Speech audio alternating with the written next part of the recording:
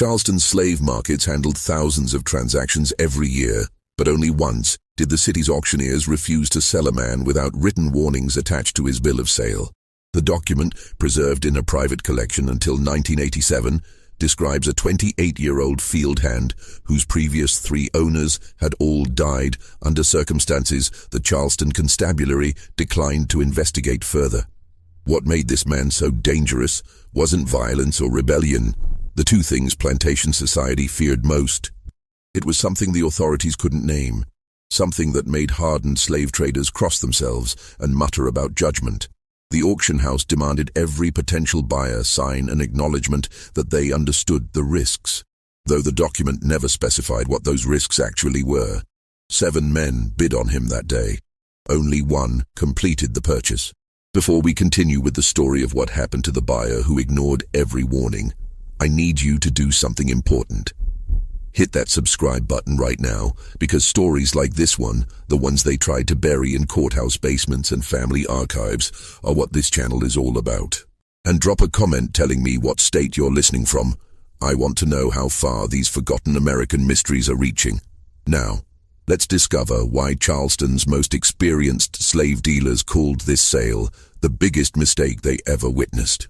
The transaction took place on March 14, 1843, at Ryan's Mart on Chalmers Street, one of Charleston's busiest auction houses. The building still stands today, though few tourists understand what happened within its walls. Ryan specialized in what they called prime field hands, young men with strong backs who could work dawn to dusk in the rice plantations that made the Carolina Lowcountry one of the wealthiest regions in America. March was peak buying season. Planters needed workers ready for the spring planting, and Ryan's Mart conducted auctions 3 times weekly to meet demand. The man who arrived in chains that morning bore no name in the auction catalog. The ledger listed him only as Subject 41, male, estimated 28 years, origin Virginia. This wasn't unusual. Many slaves arrived at Charleston's market stripped of names, histories, families, everything except the bodies that could be sold. But the auction clerk had added something irregular to his entry, a red ink notation that read, "Special conditions apply, see manager before bidding." Thomas Yancey stood in the back of the auction room that morning, watching the proceedings with the careful attention of a man who'd made his fortune knowing exactly what he was buying. At 46, Yancey owned Belmonte Plantation, 4,000 acres of prime rice land 20 miles north of Charleston along the Cooper River. He'd built his wealth slowly, buying smaller properties and consolidating them, earning a reputation as a careful manager who rarely lost money and never lost control of his holdings. His neighbors respected him. His workers feared him in the way they feared all masters, no more and no less. Yancey had attended Ryan's auctions for 2 decades. He could assess a man's worth in seconds, reading strength in shoulder width, endurance in calloused hands, potential problems in the eyes. He'd come that morning looking for 3 prime field hands to replace workers he'd sold off at a profit the previous season. He had not come looking for mysteries or bargains too good to be true. The morning auction proceeded normally through the first 17 lots. Men and women stood on the platform while buyers examined teeth, checked for whip scars that might indicate rebellion, asked the routine questions about age and experience.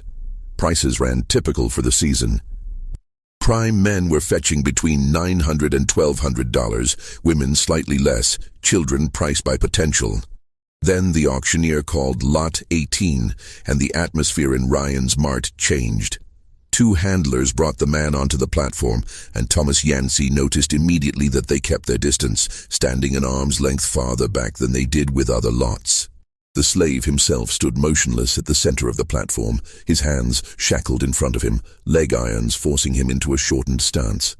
He was tall, perhaps 6 feet, with the broad shoulders and scarred hands of someone who'd worked hard labor his entire life. His face bore no expression at all, and this was what made Yancey lean forward with interest. Most men standing on auction platforms showed something in their faces: fear, resignation, anger carefully hidden behind blank masks, despair. This man showed nothing. His eyes moved across the crowd with the same mild interest someone might show watching clouds drift past.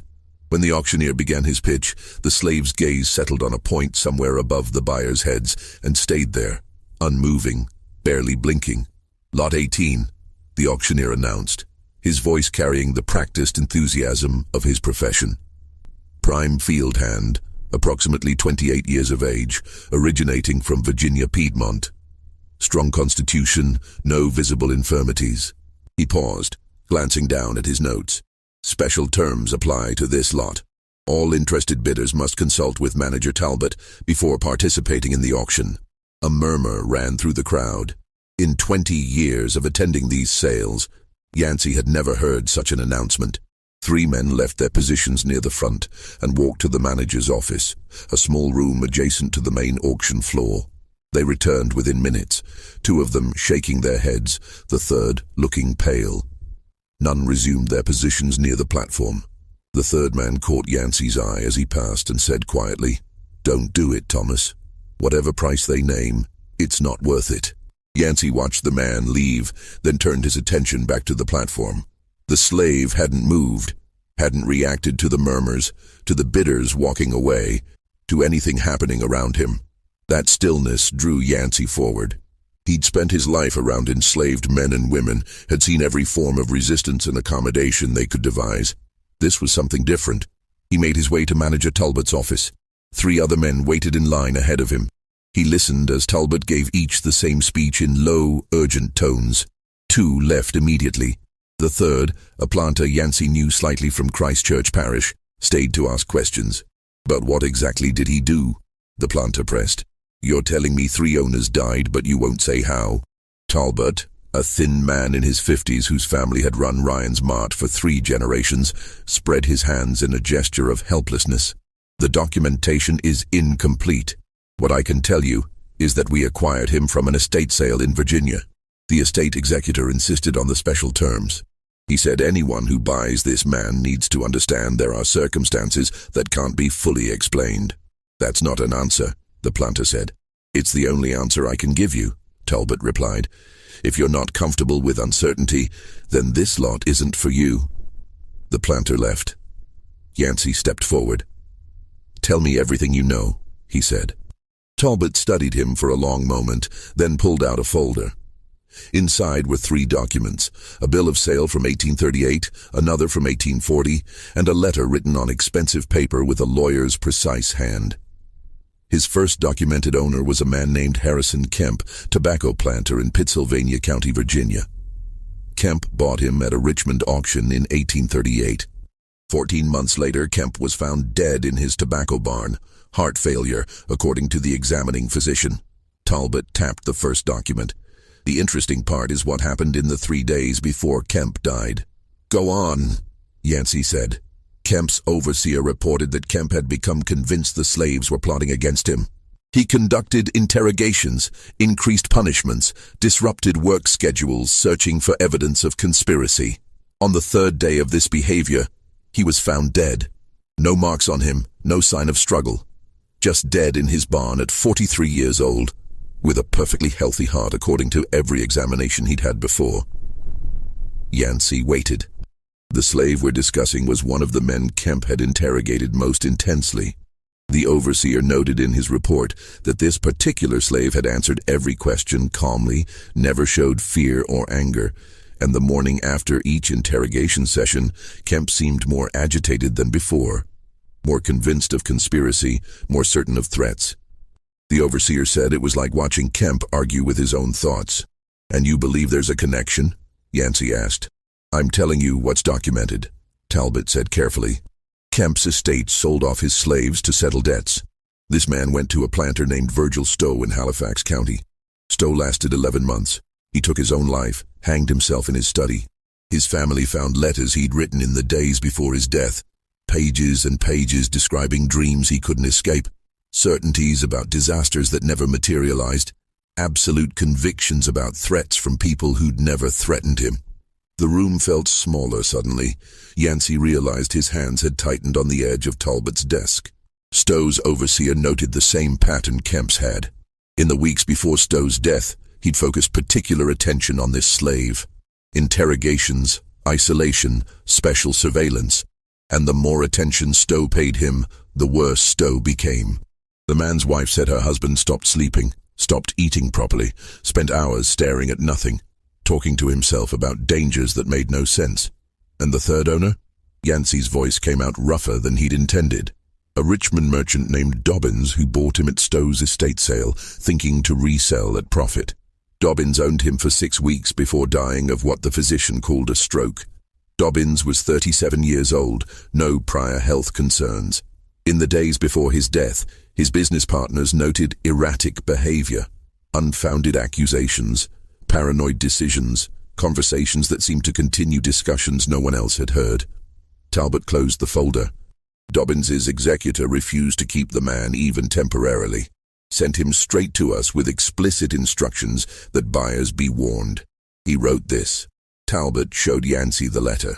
The handwriting was educated, controlled, but the final paragraph had been underlined 3 times. I cannot and will not claim this man caused these deaths. I can only state what happened.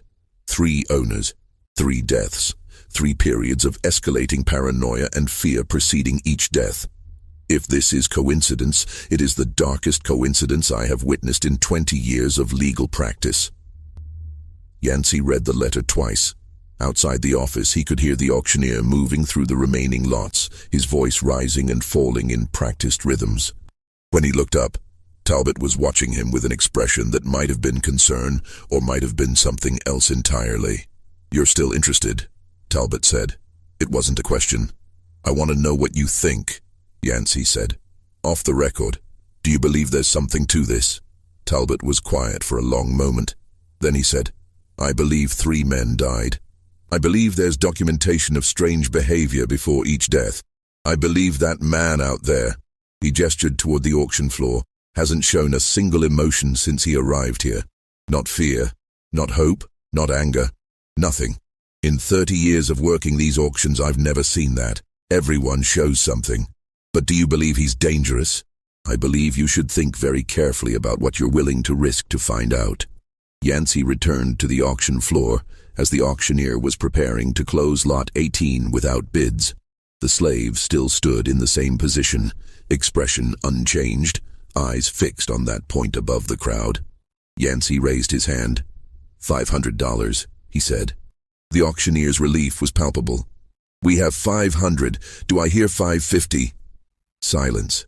Every head in the auction room had turned to look at Yancey. He recognized the expressions, some pitying, some curious, some satisfied that someone else was taking the risk they'd declined. 500 going once, 500 going twice. The auctioneer's gavel came down. Sold to Mr. Thomas Yancey of Belmonte Plantation for $500. The transaction took less than an hour to complete. Yancey signed the purchase documents, including a separate acknowledgement that he'd been informed of special circumstances regarding the acquisition. Manager Talbot insisted on one final conversation before releasing the slave. "His name, as far as we know it, is Isaac," Talbot said. "He answers to it, follows instructions without resistance.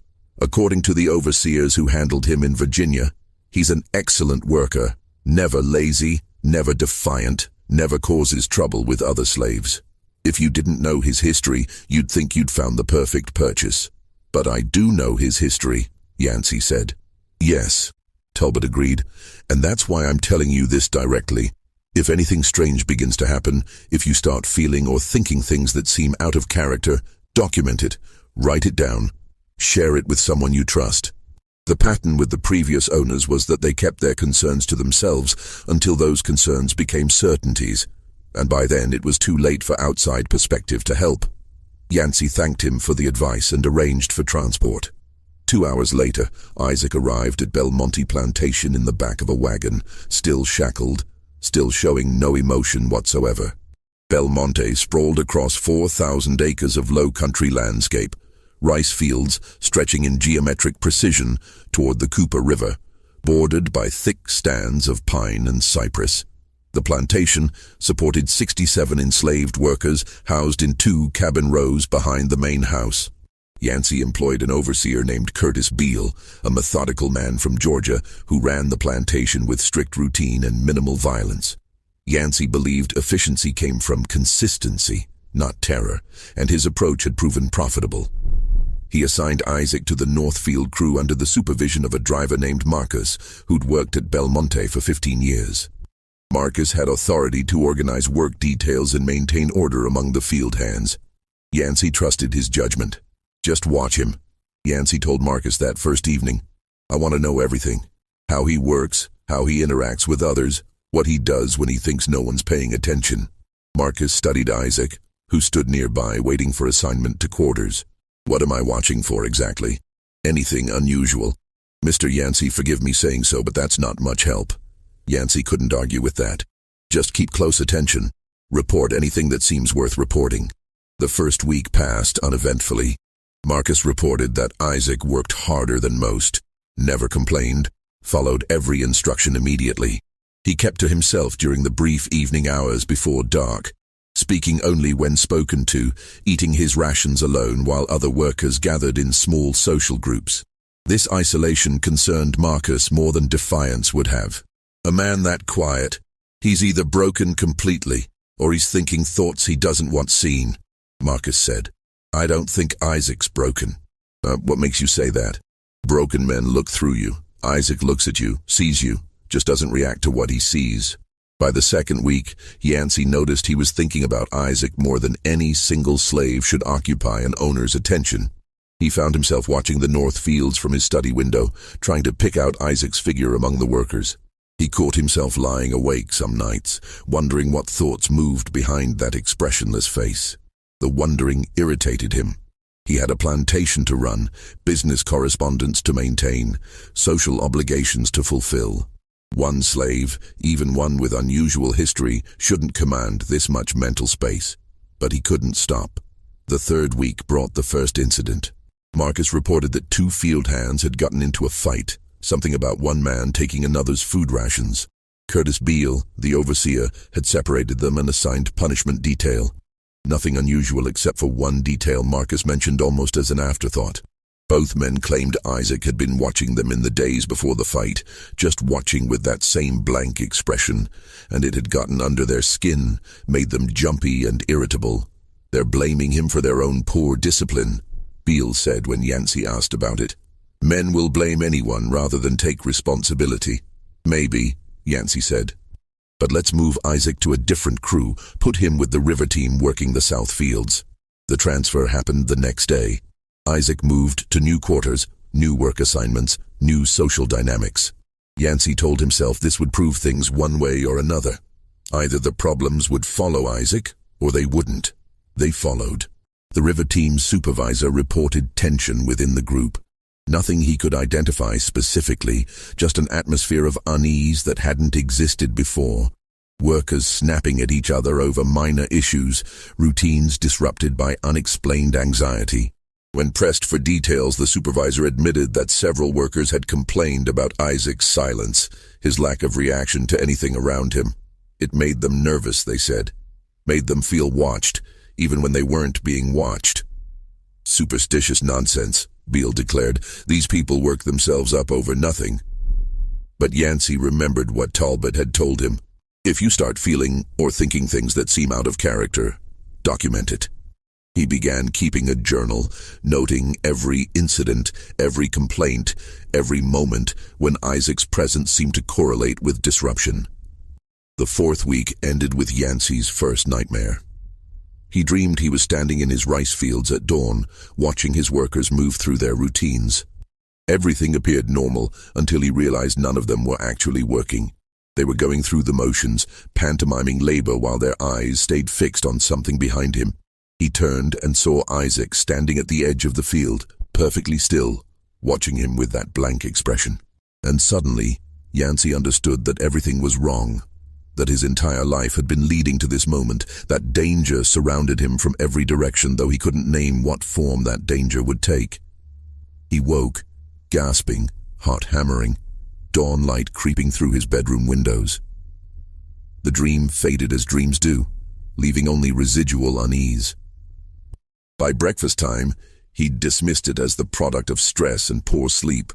But that night brought another dream, similar but different, and the night after that, Another. A month after purchasing Isaac, Thomas Yancey found himself standing at his study window at 3 in the morning, unable to sleep, watching the slave quarters in the distance and wondering what was happening to him. The dreams had become nightly occurrences. During the day, he caught himself losing focus during conversations, his mind drifting to vague worries he couldn't articulate. His wife commented that he seemed distracted. His overseer asked if he was feeling well. And through it all, Isaac worked in the fields, silent and expressionless, causing no direct problems while somehow being present in every problem that arose. Just when we thought we'd seen it all, the horror intensifies.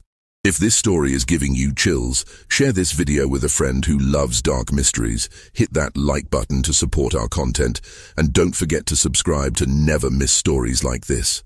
Let's discover together what happens next. Yancey's journal entries from April and May 1843 reveal a man trying desperately to maintain rational perspective while watching his own thoughts become increasingly unreliable. The entries started brief and factual. April 12th. Isaac continues steady work. No complaints from supervisors. Workers report continued unease in his presence. Cannot determine if this is genuine concern or social contagion. By late April, the entries had changed. April 28th. Another night of dreams I cannot clearly recall upon waking. Certainty of threat without source. Wife asked 3 times during breakfast if I was feeling well. Told her yes, but noticed my hands shaking while holding coffee cup. Spent morning going through account books.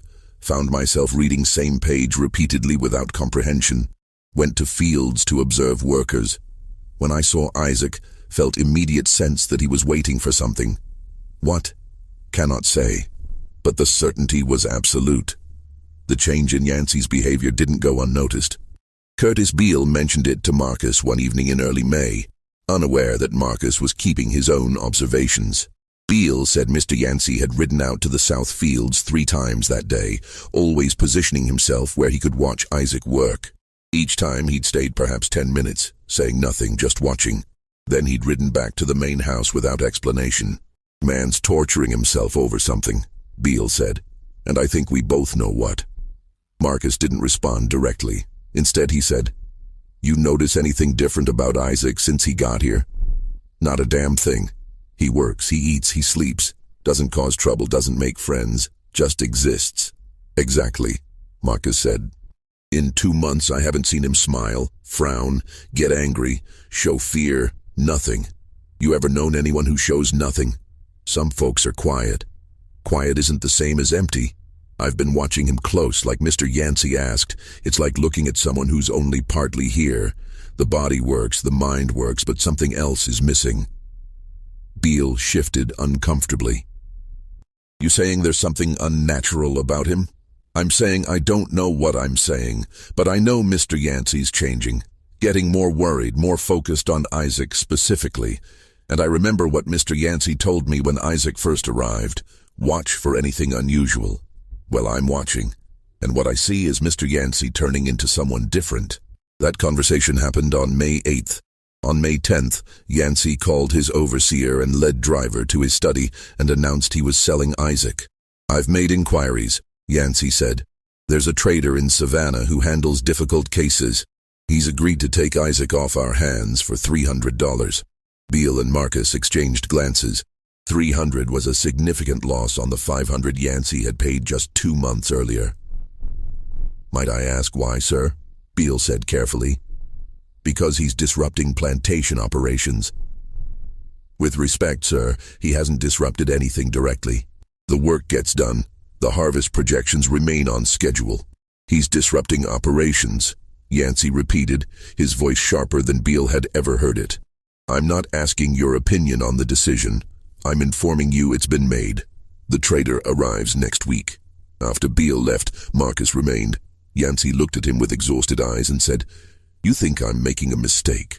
I think you're afraid, Mr. Yancey. And in all the years I've known you, I've never seen you afraid of anything. Then you're seeing it now." Yancey stood and walked to his window. The field stretched green and productive under spring sunshine. Everything looked exactly as it should. "I can't explain what's happening to me, Marcus. I lie awake, convinced something terrible is about to occur." I see threats in every shadow, danger in every routine moment. I find myself suspicious of my own wife, my own overseer, people I've trusted for years. And the only common element in all of this, the only thing that's changed, is him. Maybe that's the point, Marcus said quietly. Yancey turned. What do you mean? Maybe the threat isn't what he does. Maybe it's what we do to ourselves when we're afraid of what he might do. The observation struck Yancey silent. He stood at the window for a long moment, then said, "Get out, Marcus." "Sir, I didn't mean—" "Get out." Marcus left. Yancey remained at the window until long after dark, watching the slave quarters, watching for movement that never came, imagining 1,000 scenarios that made perfect sense in his frightened mind and no sense at all in the rational corner of his thoughts that still functioned. The Savannah trader arrived on May 17th. His name was Rufus Tate, and he specialized in what he called specialty acquisitions, slaves with complications that made them difficult to sell through normal channels. He examined Isaac thoroughly, checked his teeth and muscle tone, asked questions about his work history and behavior. Through all of this, Isaac stood with his usual blank expression, answering when spoken to, showing nothing. "Seems like good stock to me," Tate said. "Why exactly are you selling him at a loss?" Yancey had prepared an answer. "He's causing social disruption among my other workers. Nothing I can prove in court, but enough that I'd rather cut my losses than deal with continued problems." Tate studied him, then glanced at Isaac, then back at Yancey. "You sure that's all it is? What else would it be?" "I deal with desperate men all the time, Mr. Yancey. Men who need to unload slaves for reasons they can't quite explain. You've got that same look. Like you're not just selling him, you're trying to get rid of something that scares you." $300, Yancey said. "Take him or leave him." Tate took him, the transaction completed within the hour. Yancey watched from his study window as Tate loaded Isaac into his wagon, the slave moving with the same calm compliance he'd shown every day at Belmonte. No resistance, no emotion, no acknowledgement that his circumstances had changed again. The wagon rolled down the plantation road and disappeared into the pine trees. Yancey felt relief so intense it made him dizzy. That night, for the first time in weeks, he slept without nightmares. The relief lasted 3 days. On the 4th day, Yancey received a letter from Savannah. It had been delivered by a private courier who waited while Yancey read it, then departed immediately without waiting for a response. The letter was from Rufus Tate, but the handwriting was barely recognizable as the confident script Tate had used to sign Isaac's bill of sale. "Mr. Yancey," the letter began, "I am returning Isaac to you at no charge. I cannot keep him. I will not keep him." What follows is an account of the last 3 days, written as clearly as my shaking hands will allow. "I left your plantation believing I'd acquired a prime slave at an excellent price. My intention was to hold him a few weeks, let any difficulties calm, then resell at profit in the Savannah market. I placed him in temporary quarters with 3 other acquisitions, all men of similar age and condition. The first night, I woke at 2 a.m., convinced someone had broken into my house. I searched every room, found nothing, couldn't shake the certainty of intrusion. I stood in my hallway for an hour, listening to creaks that are always there, but suddenly sounded like footsteps. I knew I was being irrational, knew my house was secure, but the certainty of danger wouldn't release me. The second night, I didn't sleep at all. Every time I closed my eyes, I saw scenarios of disaster, fire, flood, financial ruin, attacks from people who'd never threatened me. I got out of bed and walked my property, checking locks, examining shadows, finding nothing wrong, but unable to convince myself everything was safe. This morning, I went to the quarters to check on my acquisitions. The other 3 men were huddled in one corner, as far from Isaac as the space allowed. They said he'd been staring at the wall all night, not sleeping, just standing there staring at nothing. They said it was like being locked in a room with something that only looked human. I spoke to Isaac, asked if he was well. He turned those empty eyes on me and said, "Yes, sir, I'm well." And in that moment, I understood what you were afraid of, Mr. Yancey. It's not what he does. It's what happens to us when we try to understand what he is. I am sending him back. My man will deliver him to your gate. I don't want payment, don't want anything except to never see him again. Do what you will with him, but for the love of God, don't sell him to anyone you care about. Whatever is wrong with this man, it spreads like disease, and I will not be responsible for passing it to another human being. Yours in desperation, Rufus Tate. Yancey read the letter 3 times, hands trembling by the end. He walked to his window and saw, already visible on the road, a wagon approaching from the south. Even at this distance, he could see the driver moving the horses faster than advisable, could see someone sitting motionless in the wagon bed. Isaac was coming back. Curtis Beale found Yancey still standing at the window when the wagon arrived. "Sir, there's a situation. The Savannah trader has returned Isaac. He's refusing payment, says he can't keep him." "What should I—" "Put him in the isolation shed," Yancey said, his voice flat.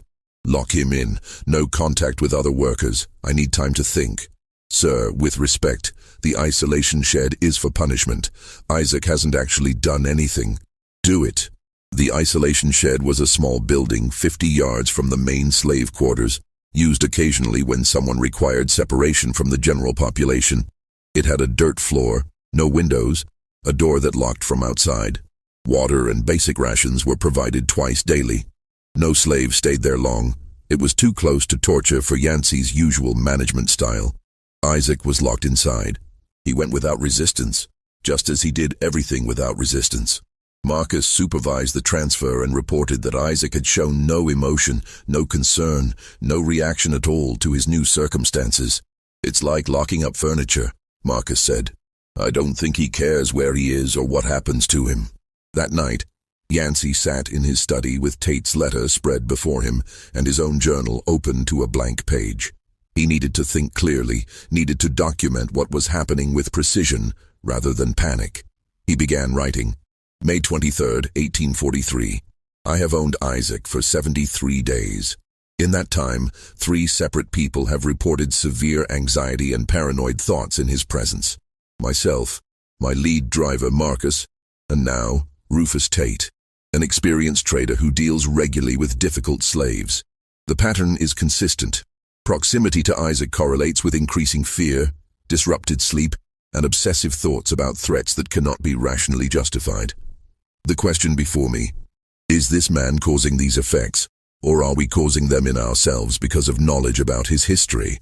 Evidence for causation. 3 previous owners died. Multiple supervisors and handlers report the same psychological patterns.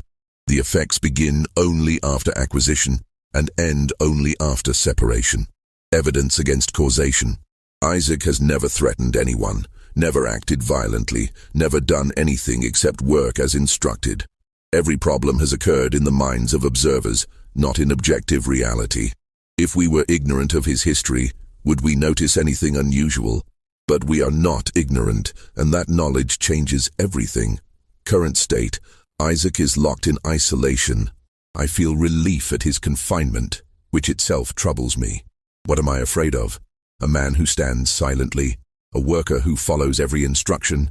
Or am I afraid of my own thoughts, the ones that suggest impossible dangers and unavoidable disasters? I cannot sell him again. That's clear. No trader will accept him after Tate's experience. I cannot keep him in isolation indefinitely. That's inhumane and ultimately impractical. I cannot integrate him back into plantation operations because his presence causes psychological disruption, whether that disruption is his fault or ours. What options remain? Yancey stopped writing. His hand had begun shaking again.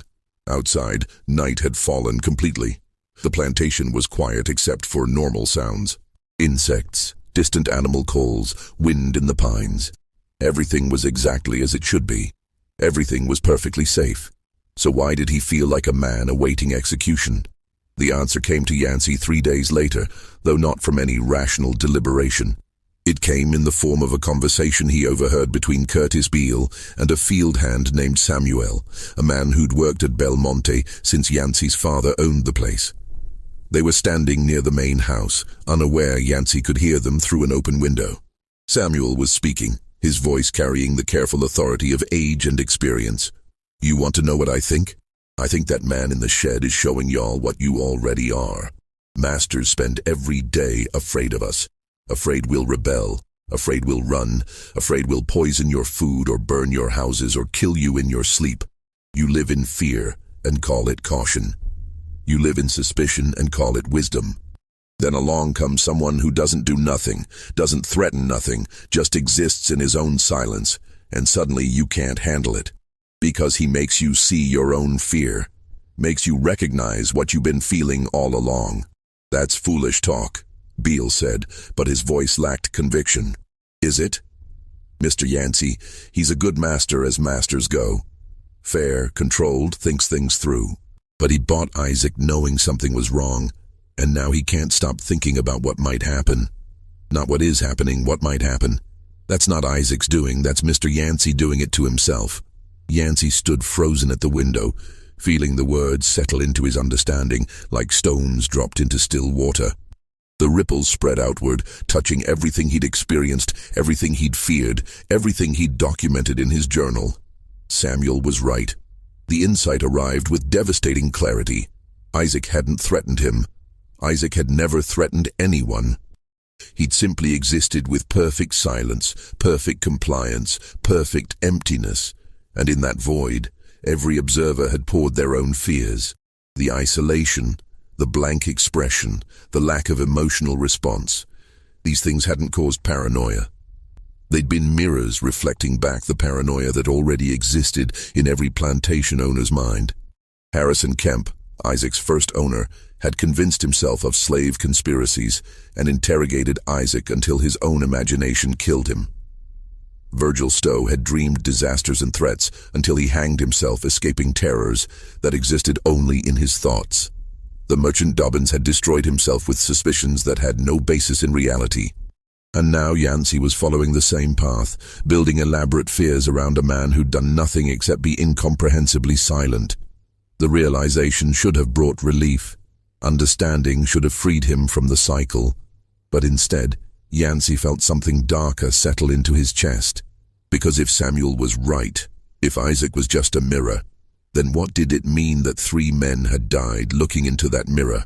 What did it reveal about the nature of slavery itself, about the psychology of ownership, about the fear that undergirded every moment of plantation life? He descended the stairs and walked outside, finding Samuel and Beale still conversing near the equipment shed. Both men startled when they saw him approach, Beale's face going pale as he realized his employer might have overheard their discussion. "Samuel," Yancey said, his voice steady despite the turmoil in his chest.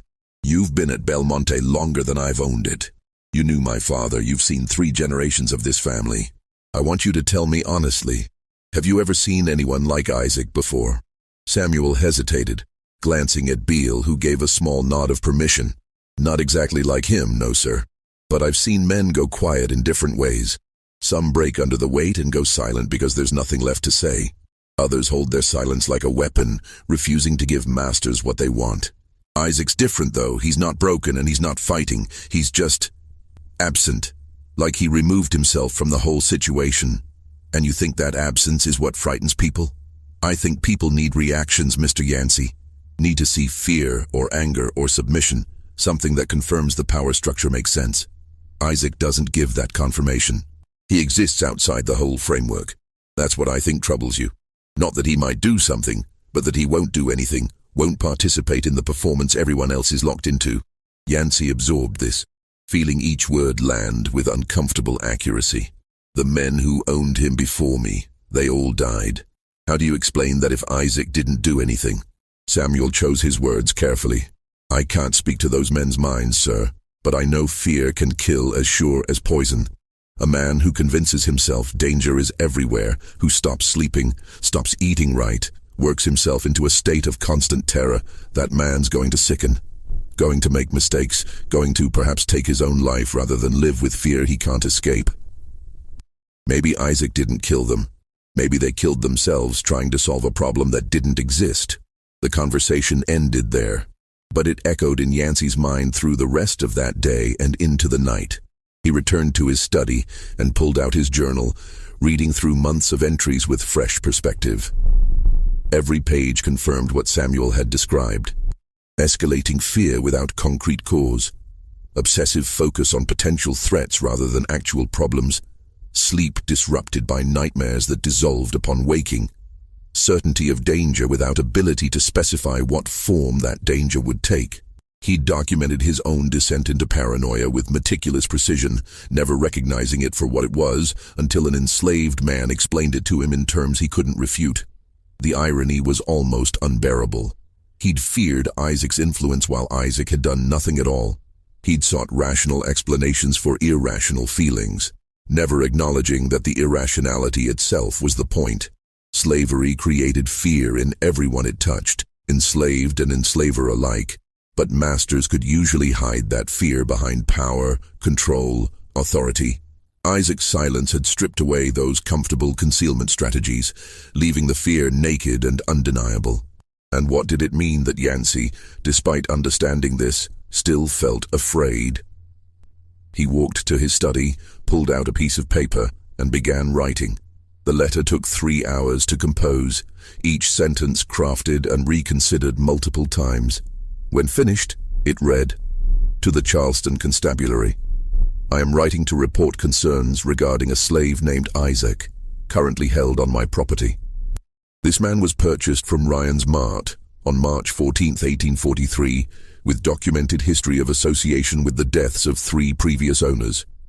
Since his arrival at Belmonte Plantation, I have experienced severe psychological distress, including persistent anxiety, paranoid thoughts, and obsessive fears regarding his presence. These symptoms have been corroborated by multiple observers. I believe this man represents a unique danger to public safety, though I cannot articulate the precise nature of that danger. What I can state with certainty is that proximity to him creates psychological conditions that may result in self-harm or impaired judgment. I request that the constabulary investigate this matter and determine appropriate action. I further state that I am of sound mind as I write this, which I believe my reputation and business success can verify. If anyone questions my rationality in making this report, I ask that they consider, would a man in the grip of paranoid delusion invite official scrutiny of his own mental state? I recognize the unusual nature of this complaint. I recognize it may sound like the ravings of a man who has lost his reason. I can only say that I have spent 3 months observing and documenting patterns that 3 previous owners also observed before their deaths. Whether Isaac causes these patterns or whether knowledge of his history creates them, I cannot determine. But the patterns exist, they are consistent, and they are dangerous. Yours sincerely, Thomas Yancey, Belmonte Plantation, Cooper River, South Carolina. The letter reached Charleston on May 28th. 3 days later, Deputy Constable James Wilcox arrived at Belmonte with instructions to interview all relevant parties and submit a report. Wilcox was a practical man in his late 40s, skeptical of dramatic claims but thorough in his investigations. He'd handled everything from murder cases to property disputes, and he approached Yancey's complaint with professional curiosity rather than immediate dismissal. He spent 2 days at the plantation, speaking with Yancey, Curtis Beale, Marcus, and several field hands. He examined Isaac through the locked door of the isolation shed, noting his silence and blank expression. He reviewed the documentation from Virginia, Tate's letter, and Yancey's journal entries, reading each page with careful attention. On his second evening at Belmonte, Wilcox requested a private conversation with Yancey. They sat in the study as dusk settled over the plantation, the room growing darker until Yancey lit lamps against the encroaching night. "Mr. Yancey," Wilcox began, "I've conducted many investigations in my career. I've seen men lie, seen them exaggerate, seen them create elaborate fictions to serve their purposes. I don't believe you're doing any of those things. I believe you're genuinely frightened, and I believe your fear is sincere. But I need to ask you something directly, and I need you to answer with complete honesty." "Go ahead," Yancey said. "Has Isaac ever threatened you? Has he ever made any gesture, spoken any word, done anything whatsoever that a reasonable person would interpret as dangerous?" Yancey opened his mouth to answer, then closed it. He sat silent for a long moment before saying, "No, he has not."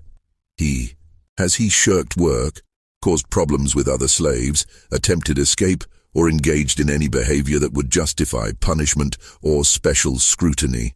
No. Then what exactly are you afraid of? The question hung in the air between them. Yancey struggled to articulate something he'd never successfully put into words. I'm afraid of what I become when he's near. I'm afraid of the thoughts that seem so certain and so baseless simultaneously. I'm afraid that I'm following the same path as 3 men who died, and I don't know how to step off that path. Wilcox nodded slowly. I spoke with your man Samuel this morning. He said something interesting. He said that Isaac's only crime is refusing to play the role slavery demands. That his silence makes the whole system visible in ways it usually isn't, and that visibility is what frightens masters. Do you think there's truth in that observation? I think, Yancey said carefully, that Samuel is wiser than I've given him credit for. Then perhaps the solution isn't legal action against Isaac. Perhaps it's something else entirely. Wilcox's report, preserved in Charleston court records, makes fascinating reading. I have completed my investigation into the concerns raised by Mr. Thomas Yancey regarding a slave known as Isaac. My findings are as follows. The documented facts are not in dispute. 3 previous owners died under unusual circumstances. Multiple observers report psychological distress in Isaac's presence. The slave himself shows no normal emotional responses and maintains constant silence except when directly addressed. However, I can find no evidence that Isaac has committed any crime or violated any statute. He has not threatened violence, has not engaged in rebellion, has not attempted escape, and has not acted in any way that would justify legal action. The deaths of his previous owners, while troubling in their coincidence, were ruled natural or self-inflicted by local authorities and do not implicate Isaac in criminal activity. Regarding the psychological effects reported by Mr. Yancey and others, I cannot determine whether these are caused by Isaac or by knowledge of his history creating self-fulfilling prophecy. What I can state is that Mr. Yancey appears genuinely distressed, and his fears, while possibly irrational, are sincerely held. I observed Isaac personally for approximately 1 hour, speaking with him and watching his demeanor. He is polite, responsive to questions, and shows no signs of mental deficiency or dangerous inclination. His silence and lack of emotional expression are unusual but not illegal. If anything, his behavior suggests someone who has withdrawn from engagement rather than someone planning harm. My recommendation is that the Charleston Constabulary take no action regarding Isaac himself, as no crime has been committed. However, I suggest Mr. Yancey consider transferring Isaac to state custody for assignment to public works projects where close oversight by a single owner is not required. This would remove the problematic dynamic while not punishing Isaac for circumstances beyond his control. The broader question raised by this case, whether a man can be dangerous through no action of his own, merely by reflecting back the fears of those who own him, is philosophical rather than legal, and therefore outside my purview. I leave it to wiser men than myself to determine what it means when a slave's greatest threat is his silence. Wilcox delivered the report personally, sitting in Yancey's study, while the plantation owner read it twice. When Yancey looked up, his face had aged 10 years. So you're saying there's nothing to be done? Yancey said. I'm saying the law can't help you with this, Mr. Yancey. This isn't a legal problem, it's a human problem. What's the difference? Wilcox stood to leave. At the door he paused and said, You could free him. Just draw up the papers and be done with it. Free him, so he can do this to someone else? Or maybe so you can stop doing it to yourself. Wilcox touched his hat brim. Good day, Mr. Yancey. I hope you find the peace you're looking for. Thomas Yancey sat in his study for a long time after Wilcox departed, the deputy's words echoing in the silent room. Free him. The suggestion seemed absurd. Slaves weren't freed because they made their owners uncomfortable. Manumission required compelling reasons. Exceptional service, repayment of debts, genuine affection built over decades. Not fear. Never fear. But Yancey had spent 3 months watching his own mind betray him, had documented every slide into paranoia, had recognized the pattern Samuel described. He'd seen himself becoming the same kind of man who'd owned Isaac before. Obsessive, anxious, controlled by fears he couldn't name. And he understood finally that Isaac was not the cause. Isaac was the catalyst, the blank surface that revealed what already existed underneath. The insight brought no comfort, Because if Isaac was just a mirror, then what Yancey saw reflected was the fundamental truth of his entire life. That he lived in constant fear of the people he enslaved. That every interaction was colored by awareness of potential rebellion. That the whole system depended on maintaining control through force and surveillance and the certainty of punishment. He'd never articulated this fear before because it was so constant it had become invisible, like breathing, like gravity, just the way things were. Isaac had made it visible, and once visible, it couldn't be unseen. That night, Yancey walked out to the isolation shed for the first time since Isaac had been confined there. He stood outside the locked door for several minutes, listening to the silence within, trying to gather courage for what he knew he needed to do. Finally, he unlocked the door and stepped inside. Isaac sat against the far wall, his posture suggesting he'd been in that exact position for hours. When light from Yancey's lantern fell across his face, he looked up with that same blank expression, those same empty eyes that had troubled so many observers. "Isaac," Yancey said, his voice unsteady, "I need to understand something. The men who owned you before me, they all died. The trader who tried to resell you, he couldn't bear to keep you even for profit. Now I'm standing here, having spent 3 months descending into fears I can't rationally justify. Did you do something to us? Is there something you're doing that I can't see?" Isaac's expression didn't change. He sat silent for a long moment, and Yancey thought he might not answer at all. Then, in that flat tone that carried no emotion whatsoever, Isaac said, "I worked for Mr. Kemp. I answered his questions. I followed his instructions. When he died, I was sold. I worked for Mr. Stowe. I answered his questions. I followed his instructions. When he died, I was sold. I worked for Mr. Dobbins. When he died, I was sold. I work for you. I answer questions. I follow instructions. This is all I have done, sir. But you see the pattern," Yancey pressed. "You see that everyone who owns you becomes frightened, becomes paranoid, sometimes dies. You must see that." "I see that men who own other men are often frightened," Isaac said. "I see that some cannot live with what frightens them. What causes their fear, I cannot say. I only know it is not caused by anything I do, because I do nothing except what I am told." "Then what are you? Why are you different from other slaves?"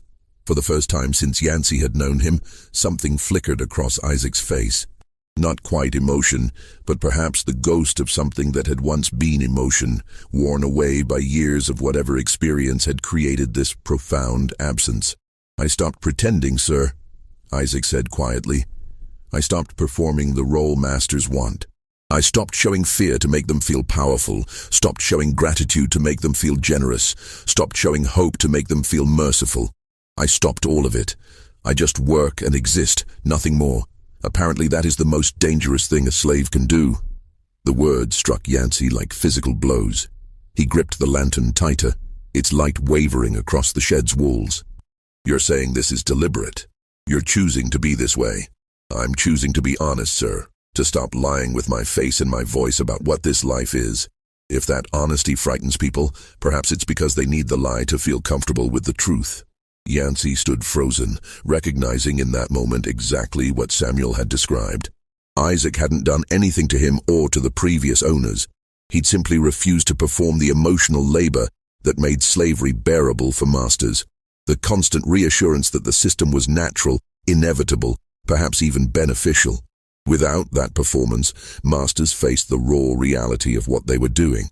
Owning human beings who had no choice but to comply, building wealth on forced labor, living every day with people who had every reason to hate them. That reality was unbearable. 3 men had died rather than face it. Yancey was standing at the same precipice. He left the shed without another word, locked the door behind him, and walked back to the main house through darkness that felt suddenly oppressive. His wife was already asleep. He sat in his study with a bottle of whiskey and his journal, trying to find words for what he now understood, but knowing that some truths resist articulation. The next morning, June 8, 1843, Thomas Yancey summoned his lawyer to Belmonte and instructed him to draw up manumission papers for Isaac. The lawyer, a Charleston man named Hayward, who'd handled Yancey family legal matters for 2 decades, was surprised. "May I ask the reason for this unusual decision?" Hayward inquired. You may ask, Yancey said, but I doubt you'll understand the answer. Let's simply say that keeping this man enslaved has proven more costly than freeing him. The paperwork took 3 days to complete. Manumission in South Carolina required documentation, justification, and registration with local authorities. Yancey provided a statement claiming Isaac had rendered exceptional service and that his freedom was earned through exemplary conduct. Both statements were technically false, but they satisfied legal requirements. On June 11th, Yancey signed the papers providing Isaac with $20 and documentation of free status. The manumission was recorded at Charleston courthouse that same day. Under South Carolina law, Isaac had 90 days to leave the state or face re-enslavement. Yancey released him from the isolation shed personally, handing him the papers and the money without ceremony. Isaac emerged after 3 weeks of confinement looking exactly the same. Clean, healthy, expression blank, eyes revealing nothing. "You're free," Yancey said. "You understand what that means?" "Yes, sir," Isaac said. His voice, as always, carried no emotion. "I don't know what you are," Yancey continued, needing to say it even though he knew he'd get no meaningful response. "I don't know if you did something to me and the others, or if we did it to ourselves, but I can't live with not knowing, so I'm ending it the only way I can." Isaac studied him with those empty eyes. For a long moment, Yancey thought he might finally see some reaction, some flicker of triumph or satisfaction, or even simple recognition. But Isaac's face remained blank. When he spoke, it was in the same flat tone he always used. "Thank you for my freedom, sir. May I ask one question before I leave?" Yancey nodded, surprised by the request. "Do you think you'll sleep better now?" The question cut deeper than any accusation could have. Yancey had no answer. Isaac seemed to expect none. He turned and walked down the plantation road, the manumission papers folded carefully in one hand, the $20 in the other. Yancey watched from his study window until Isaac disappeared into the pine trees. A free man walking south toward Charleston, and whatever life awaited him beyond 90 days. The nightmares stopped that night. The obsessive thoughts faded over the following week. Within a month, Yancey felt almost like himself again, though something fundamental had shifted. He ran his plantation with the same efficiency as before, but he found himself questioning things he'd never questioned before. Why did certain slaves avoid his gaze? What thoughts moved behind their careful expressions? How much fear did they carry every day, and how much of that fear shaped everything about the world they inhabited? Curtis Beale noticed the change and mentioned it to Marcus one evening as they reviewed the next day's work assignments. "Mr. Yancey's different since that business with Isaac. Quieter, asks more questions, actually listens to answers. Yesterday he asked me if I thought the workers were content. I didn't know what to tell him." Marcus, who'd watched the entire situation unfold with careful attention, nodded slowly. Maybe that was the point. Maybe Isaac wasn't dangerous at all. Maybe he was just the first completely honest thing any of us had ever seen in this place. No performance, no accommodation, no careful navigation of power dynamics, just silence. And we couldn't handle it, because it made us see everything else we'd been pretending not to notice. "That's a heavy thought," Beale said. "It's a heavy truth," Marcus replied. "Mr. Yancey saw that truth, and it nearly killed him like it killed the others.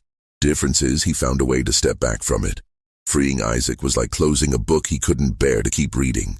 You think Isaac planned all this? Knew what effect his silence would have? I think Isaac survived the only way he could, by removing himself from the whole performance. Whether he knew what that would do to his owners, I can't say. But I know this. 3 men are dead. 1 man nearly joined them, and all because they couldn't handle a slave who refused to pretend. That tells you something about the system, doesn't it? Records show Isaac appeared in Charleston on June 15th, presenting his manumission papers to the Port Authority. He purchased passage on a ship bound for Boston, one of the few cities where free blacks could live with relative safety.